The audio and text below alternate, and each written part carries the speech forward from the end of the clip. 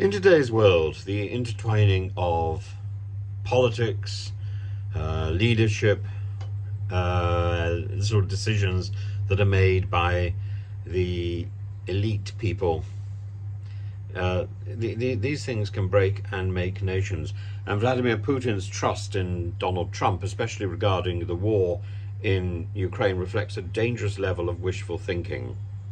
And both men, both Trump and Putin, are locked in a narrative driven by their personal ambitions and their ideological convictions.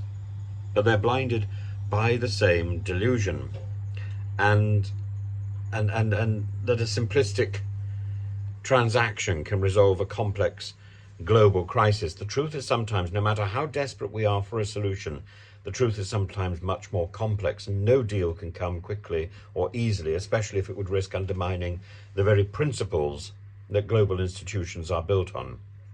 So, the asymmetry in power between Putin and Trump is the first point of contention. Putin's Russia, despite being armed with nuclear weapons, is hardly an equal to the United States, and Russia's economy is roughly 1/14 the size of America's. Putin has already sacrificed hundreds of thousands of soldiers, and his war economy is not sustainable. The international sanctions, his manpower crisis, and the glacial military progress that he's making are all signs of weakness, not strength. Yet Trump seems to treat him as an equal, which is absurd, suggesting that Russia could come out of this war with some kind of victory if only the West would concede. It's a miscalculation that could well prove to be catastrophic. Trump's delusion stems from an oversimplified view of world politics, where the power of deals reigns supreme because that's what he's been told. People have flattered him too much. In his mind, a quick agreement on land for peace might be the solution, but this type of transactional diplomacy ignores the complexities of national sovereignty and the human cost of compromise. Putin, despite his bluster, needs a deal more than Trump does, and Russia has already lost too much to keep on going indefinitely. And for all the pain it's inflicting, its military success is limited. Putin is not doing well, and this imbalance gives the West leverage, and Trump has far more bargaining power than he seems to recognize or seems to be playing for. When Trump advocates for peace without understanding these dynamics, he risks empowering Putin's distorted view of the world, where might is right. A peace deal that gives Russia control over Ukrainian land or sovereignty would essentially reward aggression, setting a dangerous precedent for future conflicts. It's not just about Ukraine, it's about the integrity of international norms, and that includes respect for smaller nations and the right of smaller nations to self-determination. Allowing Russia to dictate terms without real consequences undermines the post-World War II order and signals to other autocracies that international institutions are toothless. So the desperation for a solution, for any solution, can lead to dangerous compromise. And this is where Trump's misguided belief in a quick resolution becomes dangerous.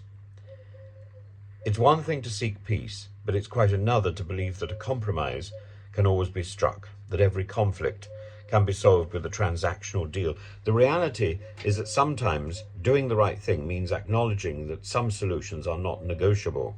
Ukraine's sovereignty and the integrity of international law, for example, cannot be bartered away to create a false sense of peace. This is why Trump's role in these negotiations, if he continues down this path, could well be catastrophic. It's not just about what Trump wants, it's about the far-reaching consequences of encouraging deals that validate aggressors' claims. The world cannot afford to let its institutions erode in the hands of short-sighted diplomacy. We don't need another Minsk agreement. Ultimately, Putin's desperation and Trump's delusion converge in a dangerous cocktail that risks normalizing tyranny under the guise of peace. The situation facing Ukraine is a stark reminder that not every crisis has a quick fix, and sometimes the best solution is not to settle for a compromise that undermines core values. The lessons of history teach us that peace achieved through coercion, the Minsk agreements, or appeasement is rarely lasting. Putin is not Trump's equal, and trusting him to broker a fair deal is a perilous gamble.